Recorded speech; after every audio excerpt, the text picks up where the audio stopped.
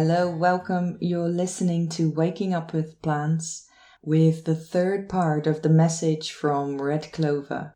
They speak of the interconnectedness of everything and everyone through the web of life.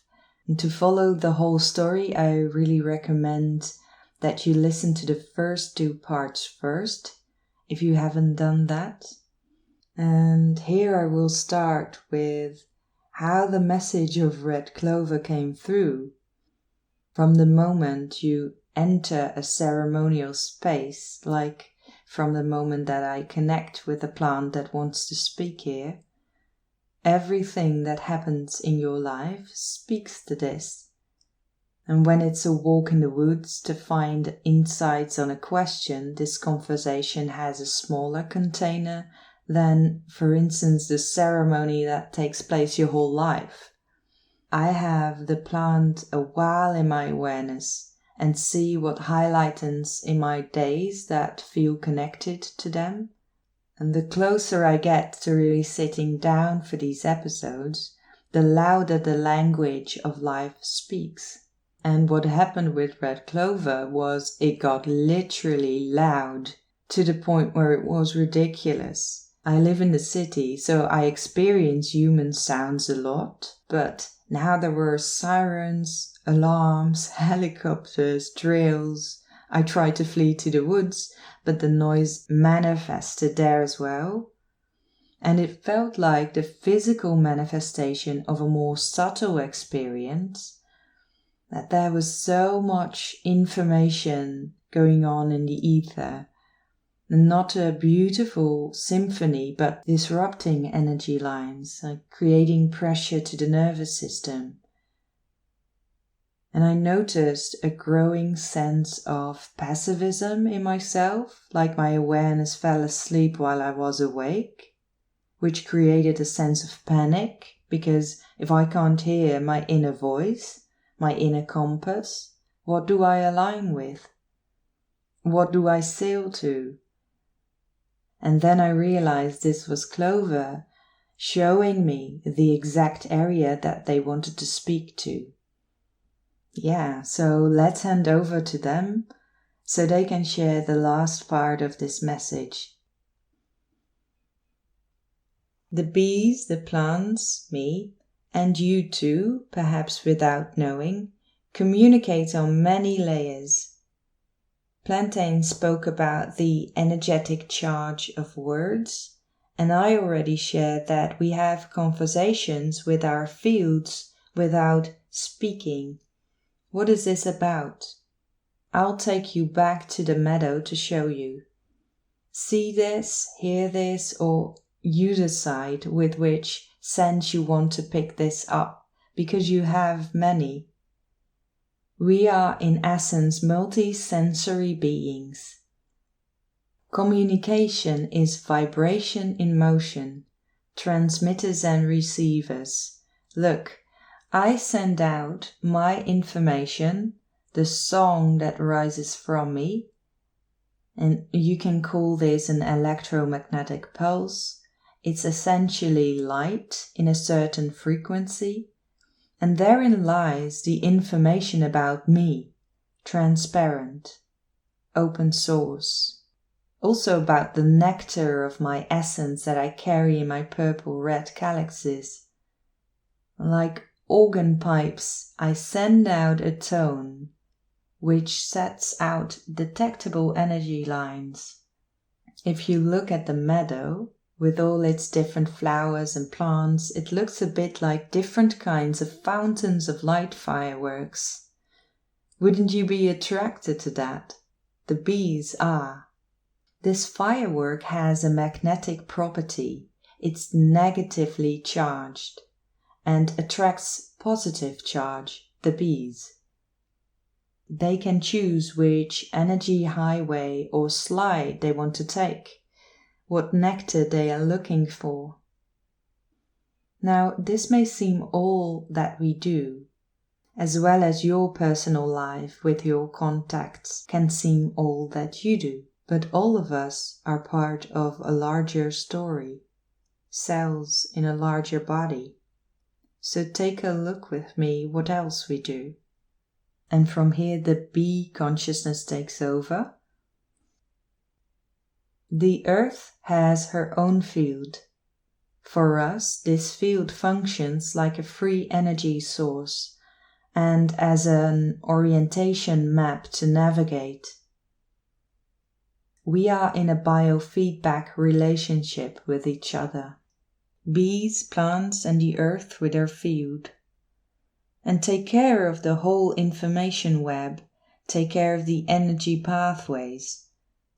If there's noise on the lines, disturbances in the ordered vibrations or energy paths, together we try to restore that coherence by neutralizing the dissonance, the false tones in the field, and strengthening the harmonic tones. Red clover and bee are great allies in this work. You know, all the disconnections sound like noise, feel like disruption. Internal chaos in humans, and also all devices and systems created from a state of disconnection, produce noise and disrupt the field. All of this has an effect on our communal creation song. All of us, all organic life together, are, with our bodies, the living skin-like membrane of the earth. And we can convert all disruption, all chaotic light, with our consciousness into coherent light. You are responsible for your creation field and for the light you radiate out. And which larger field you feed, you power with your attention, chaos or creation. Red clover with her radiating color is a great transmuter of energy, and we bees are great order creators. And you, who are listening to this now, have this ability too. This work starts by discerning between what in your moments feels as dissonance or as resonance with creation. When do you experience supportive life, both as a transmitter and as a receiver? When do you radiate nourishing pulses and when do you receive them? They generate energy and charge you like a battery. So you can create so much energy yourself that you overflow and feed the web of life with it. And when do you feel that you are deflated by false tones, within or without? Energy demanding, costing noise. Remember to not go into war with this. It's only here to help you connect deeper. Your awareness is of great importance. Your witnessing creates distance and therefore space to choose. With your yes and no, you feed chaos or creation. Who do you give your vote, your tone, your life energy? If you can no longer hear your own tone or find your way in the web, call us and we will help you turn on your own regulatory capacities to invert noise and amplify authentic sound. So when you walk through life, you can radiate your song, your beautiful light fireworks, neutralizing dissonant places. And Red Clover ends with, and the playground that is this earth again takes on the shape that represents the essence of all of us together. And we truly embody a collective parliament of earth. I appreciate that Clover, like plantain, also speaks here to the major current themes of our collective: property over land, warfare over land, and how we can find our way out of that shadow web. Very, very grateful for the bees, the meadow, and all that this beautiful clover plant being has brought here in the recent weeks. Working with red clover in this period has touched me deeply and brought me a lot. In the space that this podcast offers, I know and feel that the plants speak to everyone personally, individually, and to us as a group, all at the same time. And for me, one of the things was, I've been working on getting the basics of my website in order, a meeting point for all my activities where the partnership with nature is central. And all my life I've been working with this field of creation, or as the plants call it, the meadow, in many different ways. And this is also why the website carries the name Meadow Meeting.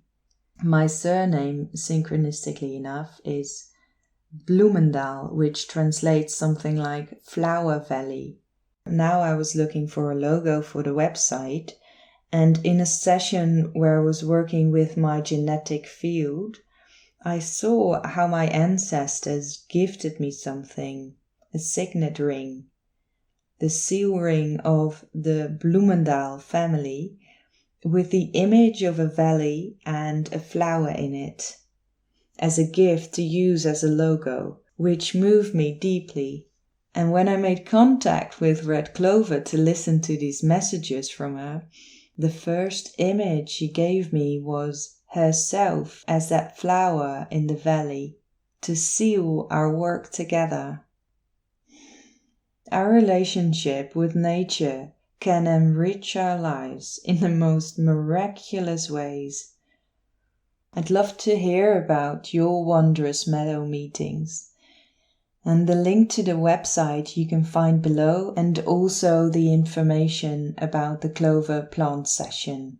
A beautiful session where Red Clover, together with the field of creation and the powerful intelligence of the bees, transform disturbances in your life and help topics that are out of key to resonate again with your own creation blueprint.